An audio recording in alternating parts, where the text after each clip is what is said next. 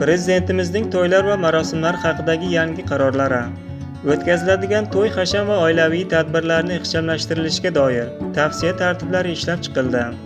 Birinchi, nikoh to'y o'tkazilayotganda mahalla xabardorligini ta'minlash maqsadida idoralar tomonidan nikohlanuvchi yoshlarning arizalari topshirilayotgan vaqtida ularning yashash joylaridagi mahallalardan ma'lumotnoma olish kerak bo'ladi. Ikkinchi, to'yxona va restoran, kafelarda o'tkaziladigan tadbirlar ish kunlari 7:00 dan 9:00 gacha, 12:00 dan 14:00 gacha, 18:00 dan 23:00 gacha o'tkazilishi ma'lum qilindi. Uchinchi, tadbirlarga taklif etilganlarning sonini cheklash 200 kishidan oshmaslik tavsiya qilindi.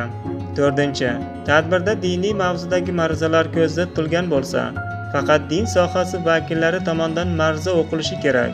Beshinchi, inson tug'ilgani bilan bog'liq barcha tadbirlarni faqat yaqin qarindoshlari davrasida o'tkazish tavsiya qilindi. Oltinchi, tug'ruqxonadan olib chiqish tadbirlarining barcha sanitariya normalariga rioya qilgan holda ortiqcha dabdabalarsiz tashkil etilishi ko'zda tutilgan. Yettinchi, beshik to'yi va o'g'il to'yi, aqqa kabi marosimlarni 20-30 nafardan iborat yaqin qarindoshlari o'rtasida ortiqcha sarf xarajatlarsiz, tog'oralarsiz o'tkazilishi tavsiya qilindi. 8. Nikoh to'yi bilan bog'liq marosimlarni qisqartirilishi, shu o'rinda oqura va fatiha marosimlarini birlashtirish, ortiqcha xarajatlar talab etuvchi barcha holatlarga qat'iy chek qo'yish tavsiya qilinadi. 9. Ramazon va Qurbon hayitida kelin tomonidan yuboriladigan yo'qlovlarga chek qo'yish, marhumalarni xotirlab o'tkaziladigan marosimlarni to'xtatib, janoza o'qilgach 3 kungacha dasturxon bezatmagan holda fotihagarchiliklarni tashkil etish tavsiya qilinadi. Shuningdek, prezidentimizning tanqididan keyin to'ylar boshqacha o'tadigan bo'ldi.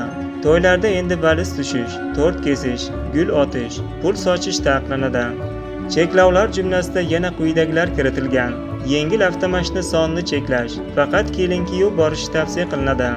Kelin salomni nikoh to'yi vaqtida to'yxonada o'tkazish va turli sovg'alarni berish yo'q qilish tavsiya qilinmoqda. Yangi tartibga muvofiq qovurdoq va challar, quda challash marosimlarini bekor qilish tavsiya qilindi. Muchal to'yi va aqiqa marosimlarini o'tkazmaslik ham so'ralgan.